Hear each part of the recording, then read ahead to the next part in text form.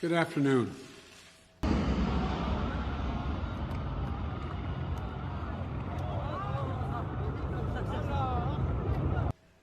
want to speak today to the unfolding situation in Afghanistan.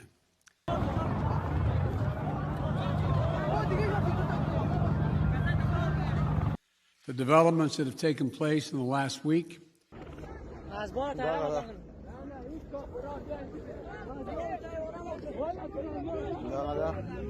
and the steps we're taking to address the rapidly evolving events. The president is nowhere to be found. The vice president is nowhere to be found. The White House press secretary is nowhere to be found. My national security team and I have been closely monitoring the situation on the ground in Afghanistan. This crisis demands leadership. It's not something that can be resolved over Zoom. The president lost a country while on vacation and doesn't yet seem to grasp the gravity of the situation. And moving quickly to execute the plans we had put in place to respond to every constituency, including and contingency, including the rapid collapse we're seeing now. Do you see any parallels between this withdrawal and what happened in Vietnam, with some people feeling... None whatsoever. Zero. The Taliban is not the North Vietnamese army. They're not remotely comparable in terms of capability. There's going to be no circumstance where you see people being lifted off the roof of an embassy of the United States from Afghanistan. I'll speak more in a moment about the specific steps we're taking, but I want to remind everyone how we got here and what America's interests are in Afghanistan.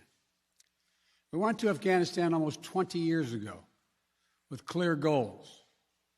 On my orders, the United States military has begun strikes against al-Qaeda terrorist training camps and military installations of the Taliban regime in Afghanistan.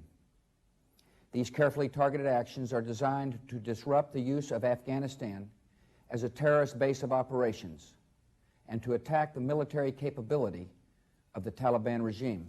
Get those who attacked us on September 11, 2001, and make sure al-Qaeda could not use Afghanistan as a base from which to attack us again. We did that. We armed the Taliban 20 years after we arrived in Afghanistan to beat the Taliban back to the Stone Age. They're now one of the best armed militaries in the world. We severely degraded al-Qaeda in Afghanistan. We never gave up the hunt for Osama bin Laden, and we got him. In his book, Manhunt, the 10-year search for bin Laden, journalist Peter Bergen details why Biden opposed the raid. Bergen writes that Biden, quote, was worried about the local fallout from the raid, a possible firefight with the Pakistanis, or an incident at the U.S. Embassy in Islamabad. Those accounts, Bergen's book, and Biden's 2012 speech to House Democrats square with what President Obama said during his third and final debate with Mitt Romney on October 22, 2012. When it comes to going after Osama bin Laden, you said, well, any president would make that call. But when you were a candidate in 2008, as I was, and I said if I got bin Laden in our sights, I would take that shot, you said we shouldn't move heaven and earth to get one man. And those decisions are not always popular. Those decisions generally are not poll tested. And even some in my own party, including my current vice president, had the same critique as you did. That's President Obama on the same subject. A reminder to all you politicians out there, you are entitled to your own opinions. You're not entitled to your own facts.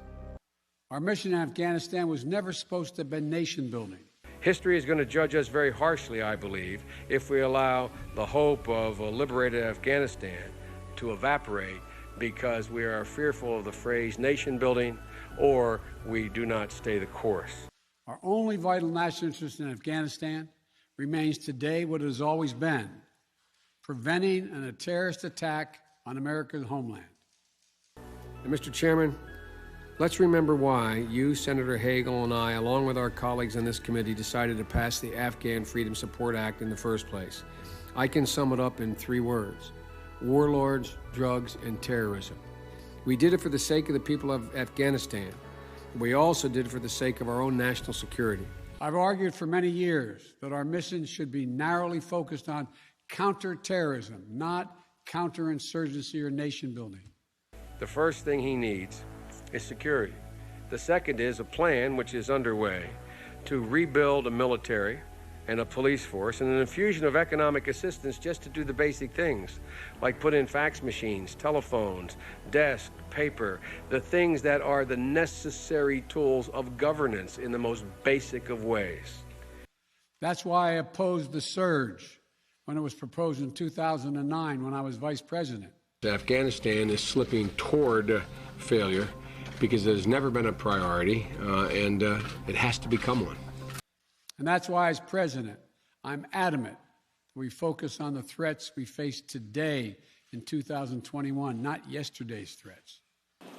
Terrorism from white supremacy is the most lethal threat to the homeland today. Today, the terrorist threat has metastasized well beyond Afghanistan. White supremacy is terrorism. We're not going to ignore that either.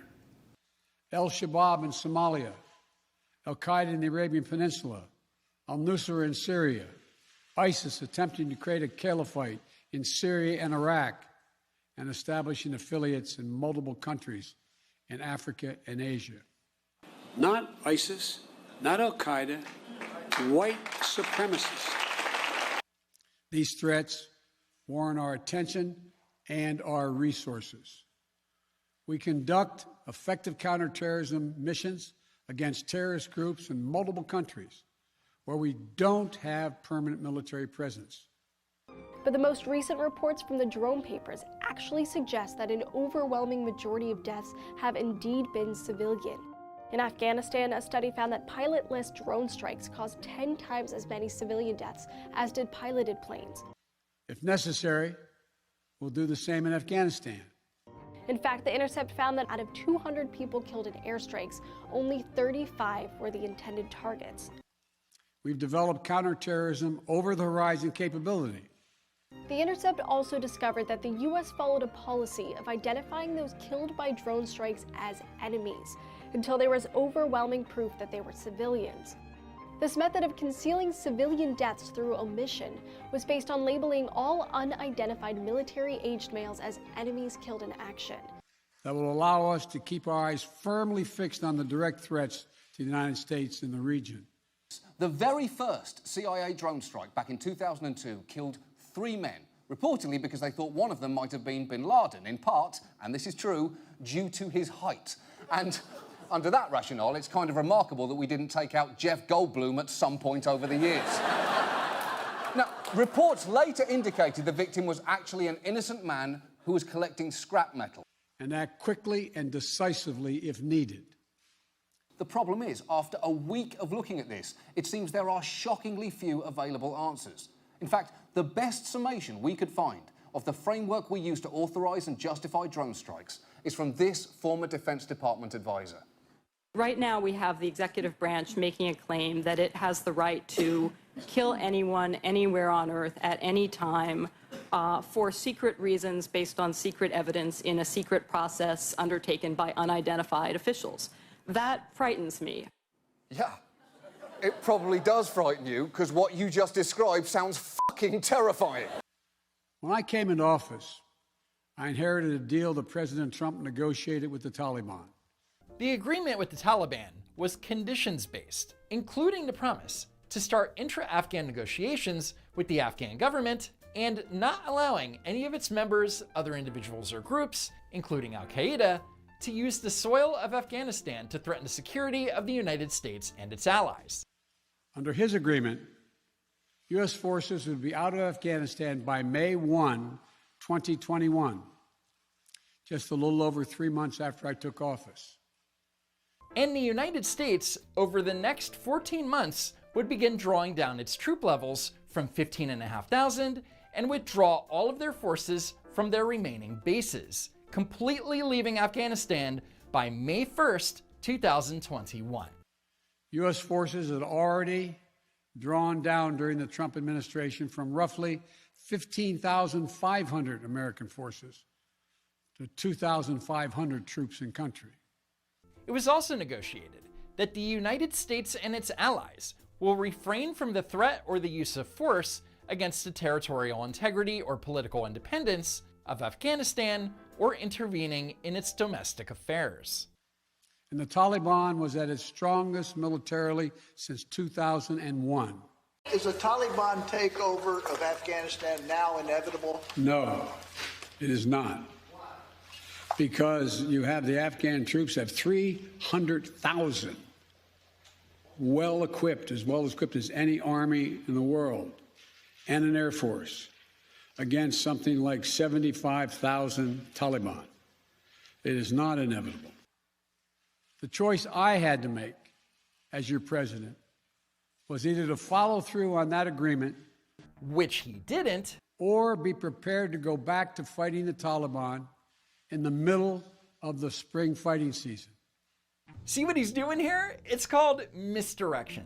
The issue at hand is how badly he was bungling the US withdrawal, but instead, he's making the case for why we were leaving in the first place.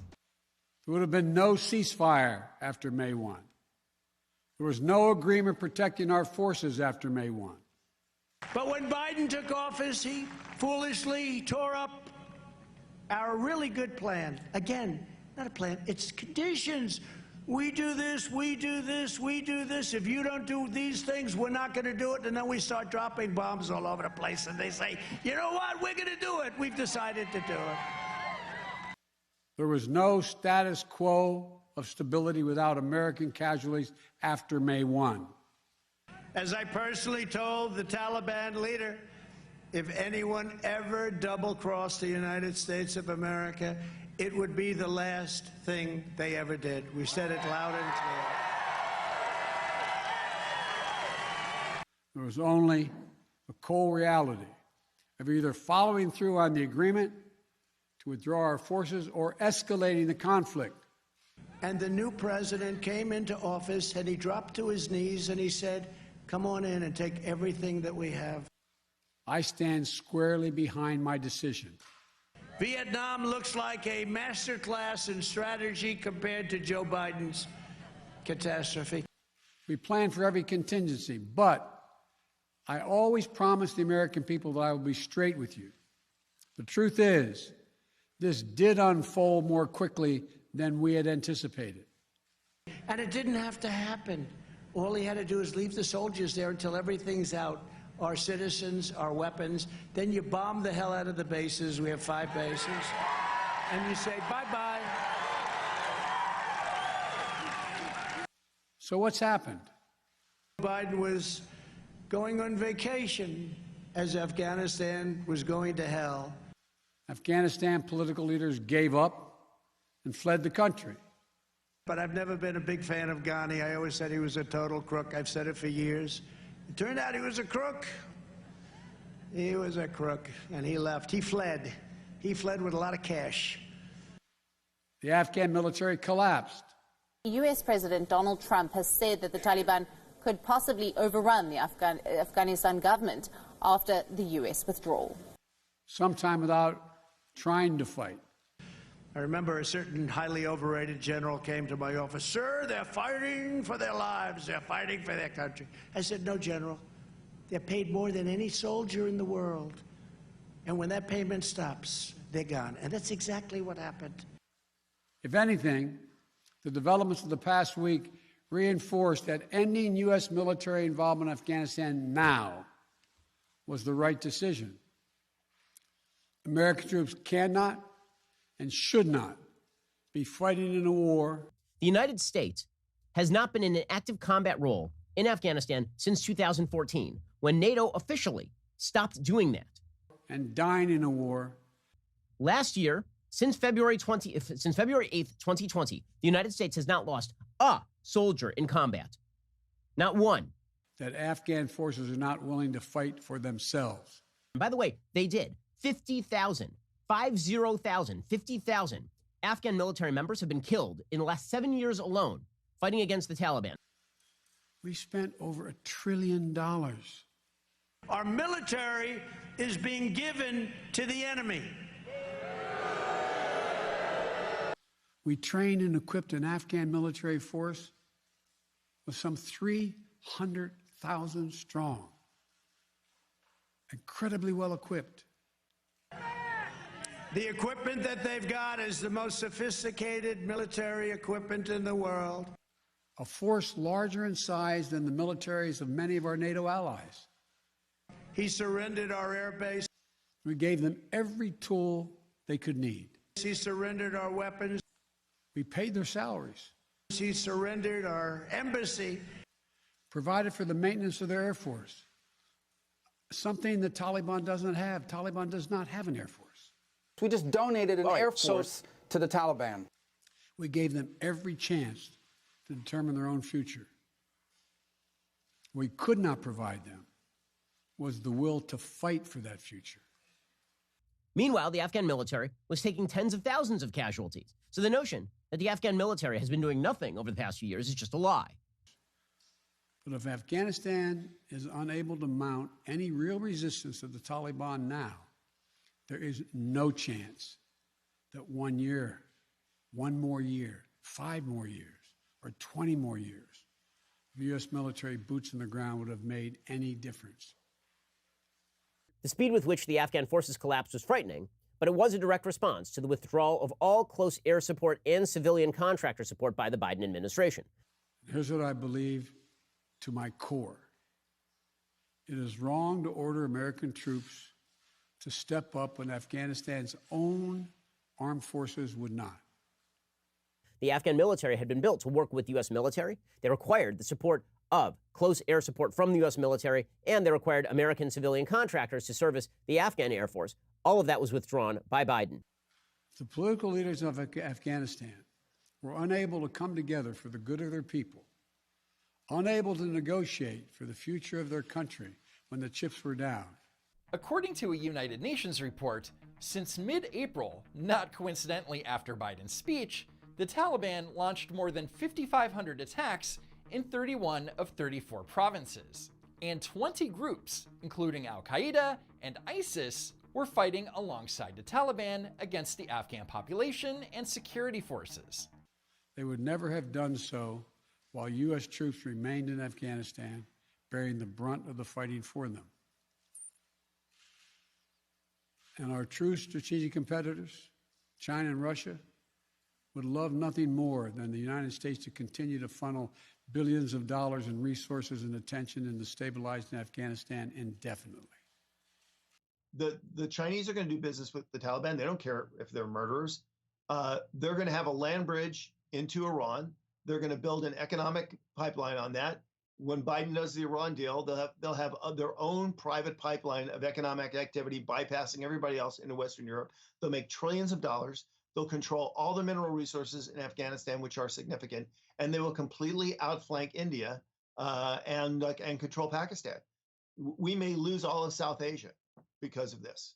Also, just to add some insult to injury, the Chinese Global Times, which is an official CCP outlet, is an official Chinese Communist Party outlet, CCP outlet, they tweeted out, from what happened in Afghanistan, those in Taiwan should perceive that once a war breaks out in the Straits, the island's defense will collapse in hours. The U.S. military won't come to help.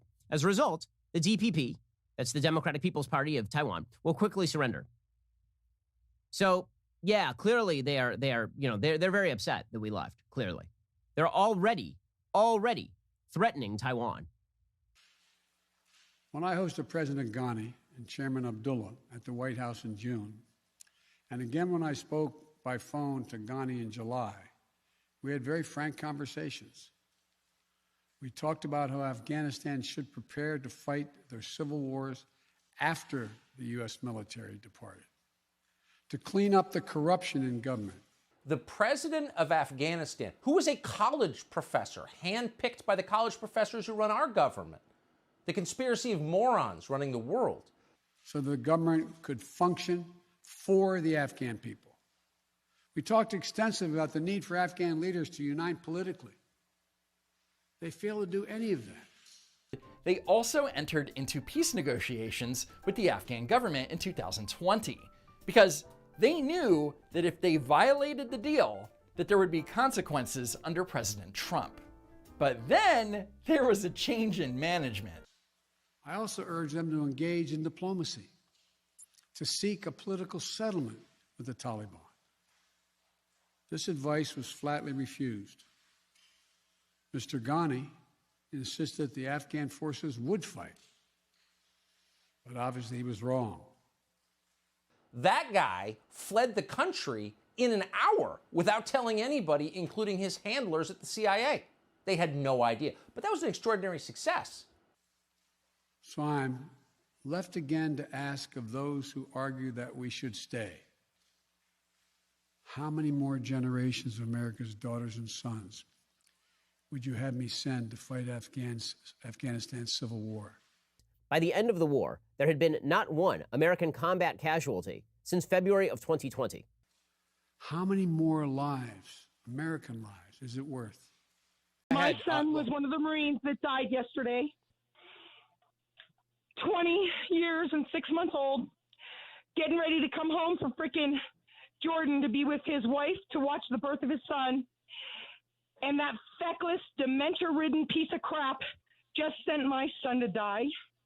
How many endless rows of headstones at Arlington National Cemetery?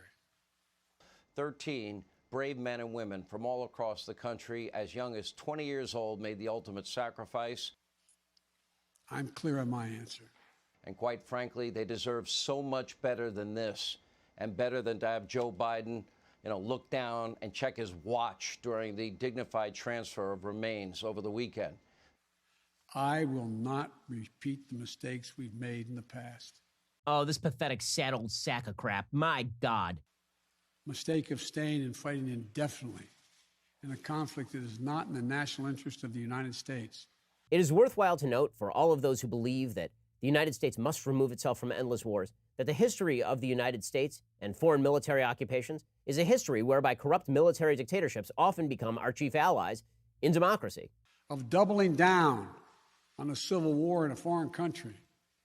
South Korea only exists because the United States remained in South Korea to this day with tens of thousands of troops. South Korea held its first election in the 1980s. The Korean War ended in 1953. Of attempting to remake a country through the endless military deployments of U.S. forces. The same thing is true of Taiwan. The United States essentially removed all support from Chiang Kai-shek in China as of 1947-1948. The United States' continued support to Taiwan, despite it being a rather corrupt military dictatorship up till the 1980s, means that today Taiwan is a democracy. Those are the mistakes we cannot continue to repeat. Terrorists all over the world are looking at the United States and seeing a paper tiger in the same way that Osama bin Laden once saw a paper tiger in the aftermath of the Clinton administration's decision not to do anything about the bombings of the U.S. embassies in Kenya and Tanzania. Because we have significant vital interest in the world that we cannot afford to ignore. Foreign policy has consequences. The story of Afghanistan is not the story of inevitable defeat. The story of Afghanistan is a story of cowardice by the Biden administration, and it's a story of a disaster that did not have to happen. I also want to acknowledge how painful this is to so many of us. They would release the salute, and he looked down at his watch. On every last one, all 13, he looked down at his watch.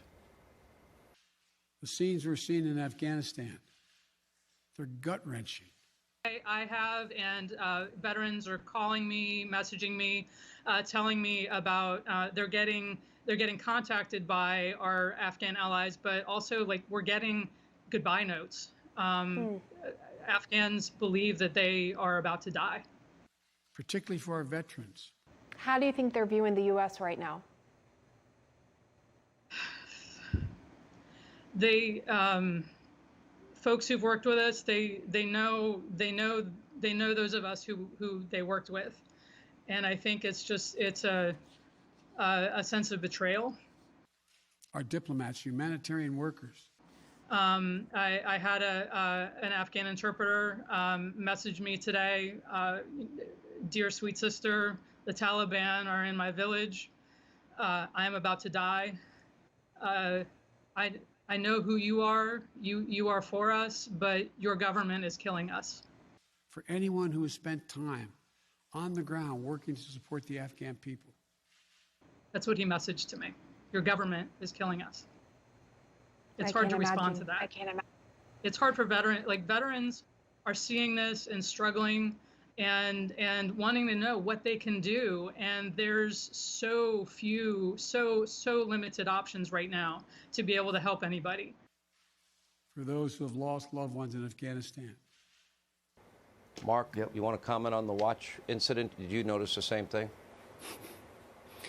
Yes, I did. I actually leaned into my son's mother's ear and I said, I swear to God, if he checks his watch one more time, and that was only probably 4 times in, I couldn't look at him anymore after that.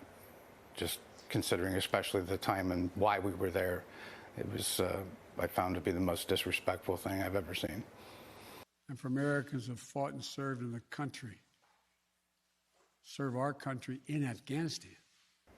We also abandoned Americans. Americans now are on their own. We left them behind. This is deeply, deeply personal. Mark, you met with Biden over the weekend. How did that go? Well, initially I wasn't going to meet with him, but then I felt I owed it to my son to at least have some words with him about how I felt. And it didn't go well. He talked a bit more about his own son than he did my son, and that didn't sit well with me. It is for me as well. I've worked on these issues as long as anyone. One of his master sergeants said exactly what you just said, that this was avoidable, that they left them over there, they had them over there and let them down. And that we can't have that. It can't happen ever again. I've been throughout Afghanistan during this war, while the war was going on, from Kabul to Kandahar to the Kunar Valley. I've traveled there on 4 different occasions. I've met with the people. I've spoken to the leaders. I spent time with our troops. And I came to understand firsthand what was and was not possible in Afghanistan. So now we're focused on what is possible. We will continue to support the Afghan people. No, I've noticed you're not. That's what I've noticed. Call me crazy. I don't think they feel very supported right now. We will lead with our diplomacy, our international influence, and our humanitarian aid. So what was Kamala Harris doing when ISIS bombs and suicide bombers were exploding at Kabul, killing 60 or however many civilians and 13 American citizens, including servicemen? She was in Vietnam to talk about LGBT rights. Top priority. I'm sorry, this is the biggest international crisis the Americans have had to deal with in years. We'll continue to push for regional diplomacy and engagement to prevent violence and instability.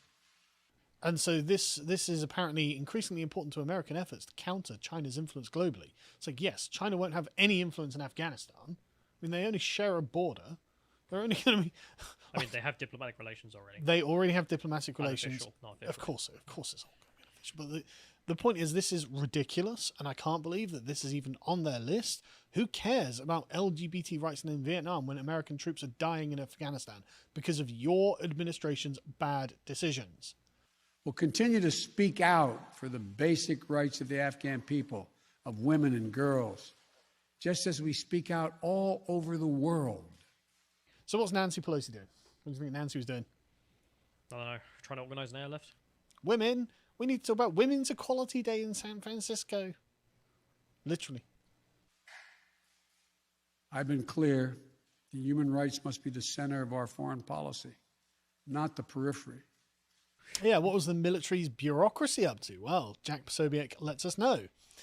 Talking about diversity. Diversity in the military. But the way to do it is not through endless military deployments. It's with our diplomacy, our economic tools, and rallying the world to join us. Don't worry, guys. You know, we haven't abandoned the people of Afghanistan. I'm going to say words. Well, let me lay out the current mission in Afghanistan. I was asked to authorize, and I did, 6,000 U.S. troops to deploy to Afghanistan for the purpose of assisting in the departure of U.S. and allied civilian personnel from Afghanistan. John, good afternoon, everyone. I'm here to announce the completion of our withdrawal from Afghanistan and the end of the military mission to evacuate American citizens. third country nationals, and vulnerable Afghans. The last C-17 lifted off from Hamid Karzai International Airport on August 30th, this afternoon, at 3:29 p.m. East Coast time. And the last manned aircraft is now clearing the airspace above Afghanistan. And to evacuate our Afghan allies and vulnerable Afghans to safety outside of Afghanistan. Can you give us a sense of whether or not there were any American citizens or other civilians who were taken out on any of those last couple of C-17s that flew out this afternoon? So no American citizens came out on the last, what we call the Joint Tactical Exfiltration, the last 5 jets to leave.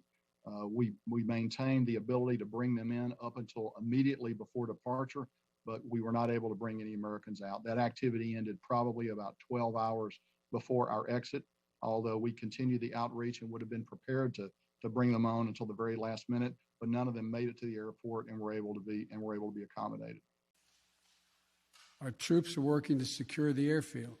Our military, this is involving Mackenzie, the CENTCOM commander, and in direct talks with Baradar from the Taliban in Doha, we were offered the opportunity to control all of Kabul and the airport, and we said no, it's okay. We said to the Taliban, you control the city, we'll just keep the airport. I mean, what is going on at the senior levels of our military? And to ensure continued operation of both the civilian and military flights. We're taking over air traffic control. We have safely shut down our embassy and transferred our diplomats. We're going to have September 11th, and you're going to have, because of Biden, the Taliban flag flying over our embassy, flying over our facilities.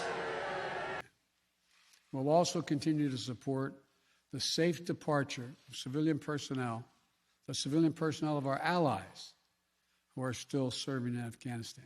The U.S. State Department sent out a tweet yesterday, I kid you not, in which they said, make sure you file your paperwork properly. Then they took down the tweet because they realized how dumb that sounded.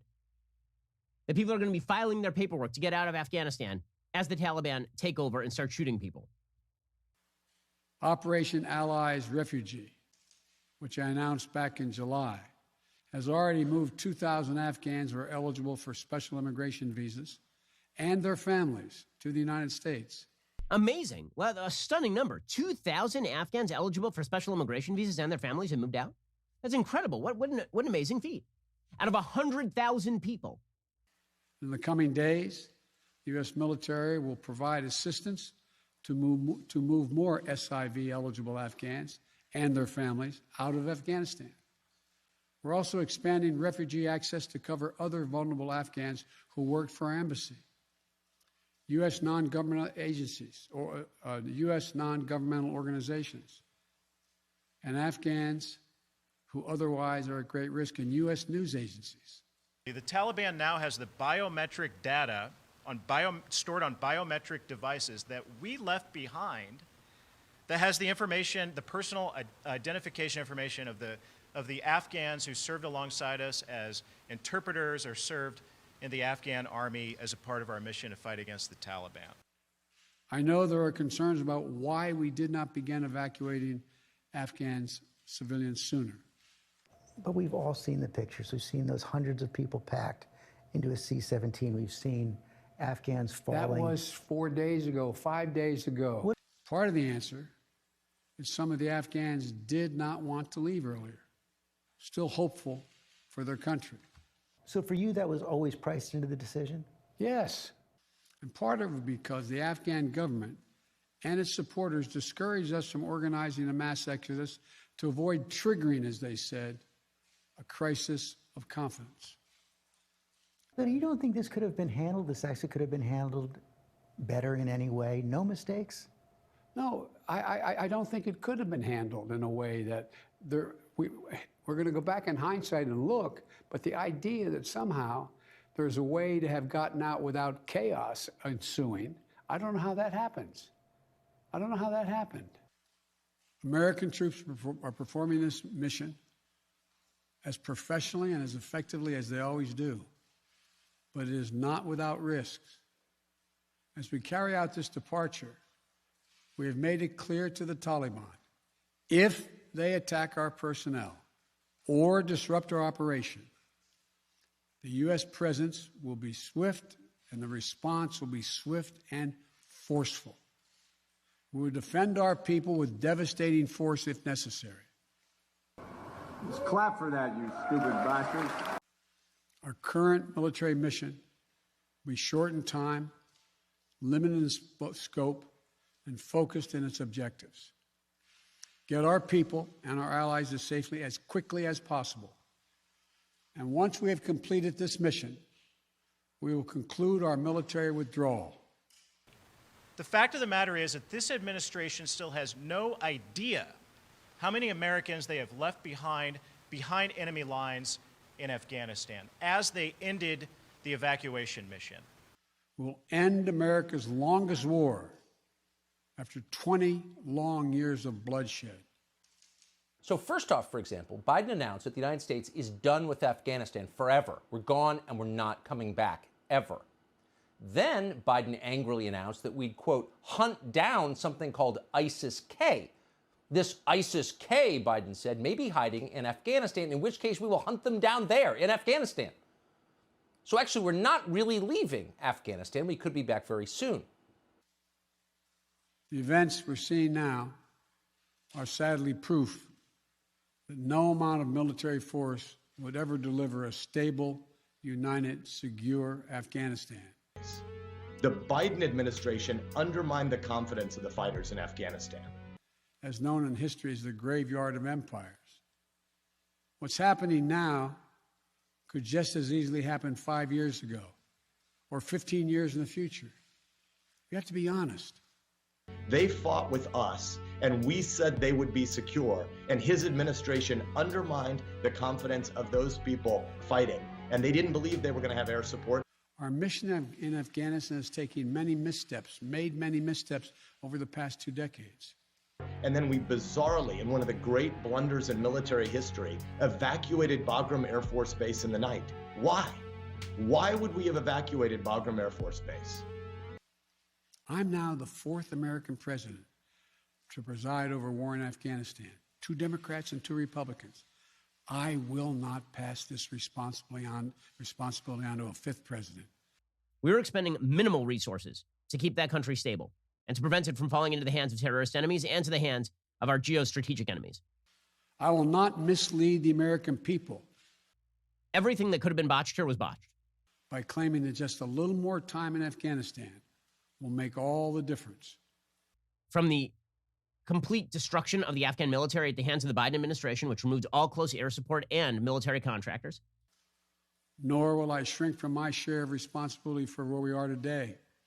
To the complete surrender of Kabul, even though the Taliban apparently offered, according to the Washington Post, control of Kabul to the Americans to help broker some sort of agreement with the interim government.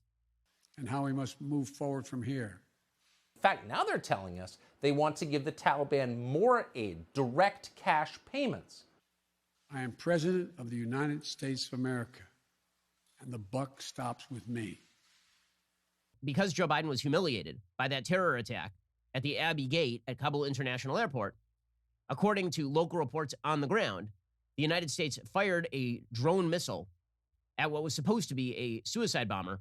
And now the reports, credible reports from the New York Times are that actually we didn't hit a suicide bomber. We instead killed a person named Zamari Ahmadi, who apparently had ties to the American military in the past, and killed 10 people, 7 of them kids. I'm deeply saddened by the facts we now face. We just left a whole lot of American citizens, including school children, in a country we turned over to barbarians with a history of killing Americans.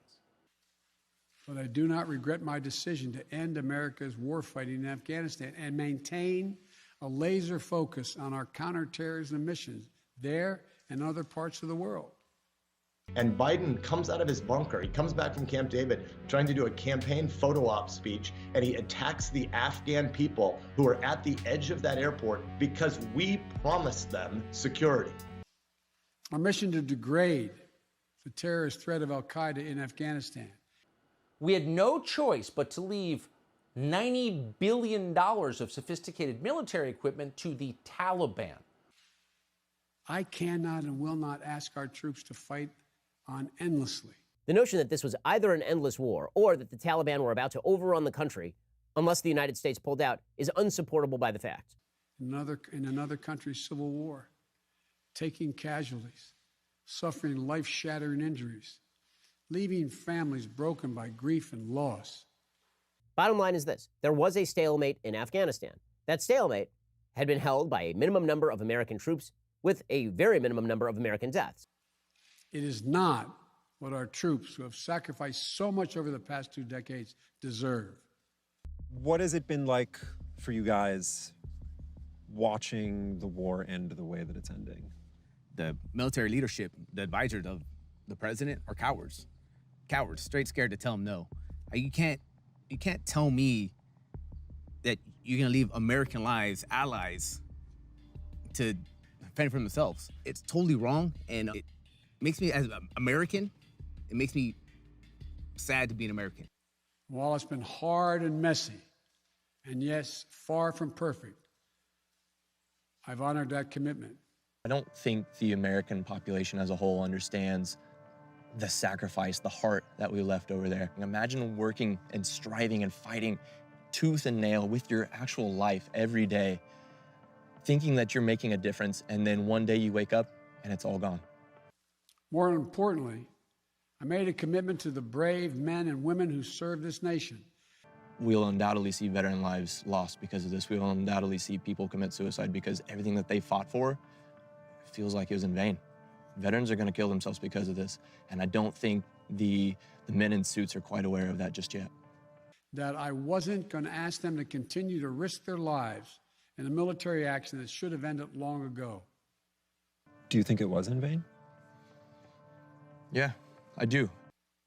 Our leaders did that in Vietnam when I got here as a young man. I know that we've spun into our memories the idea that abandoning Vietnam was a good foreign policy choice. It only led to the deaths of 2 million people in Cambodia, hundreds of thousands of people floating off the coast in boats. That's all it led to. I will not do it in Afghanistan. Abandoning Iran never had any bad consequences.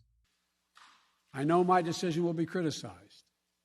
That Marine's mother, Shana Chappell, just posted a message for Joe Biden on Facebook. It ended this way, quote, "You turned to walk away, and I let you know my son's blood was on your hands." Okay. She's a grieving mother. Her son was just killed. Facebook, in response, censored her.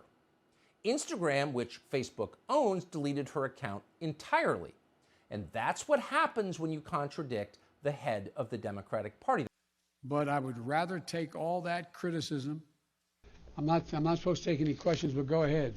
Mr. President, on Afghanistan? I'm not going to answer Afghanistan now. Can you say facilities Okay.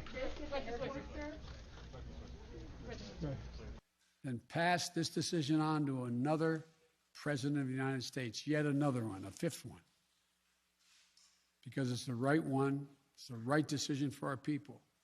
The Sacramento Bee has just reported that at least 24 students enrolled in the San Juan Unified School District in the state of California are stranded somewhere in Afghanistan tonight. No one's certain where they are or how they're going to get home. The White House hasn't bothered to comment despite being asked. The right one for our brave service members who risk their lives serving our nation. We removed ourselves in a way that doesn't make sense. They left millions of people destitute. Our country let them down. We made a promise to them.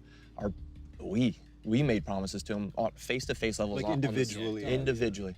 We made promises to them, and I think that's really what hurts the most, is these people that our friends died for, are now having to relive the same horrors that we fought and many of us died to change.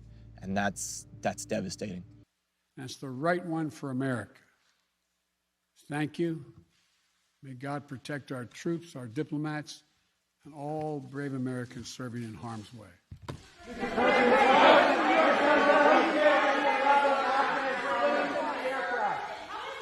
President, what do you make of the Afghans clinging to the aircraft? ما به اهمیت هستیم چون که تو ایران افغانستان بودیم میامدیم من نمیتونم یک لحظه حتی اشکامو نگه دارم، مجبورم هی تمیزشون کنم تا تونستم یه همچین ویدیویی رو بگیرم.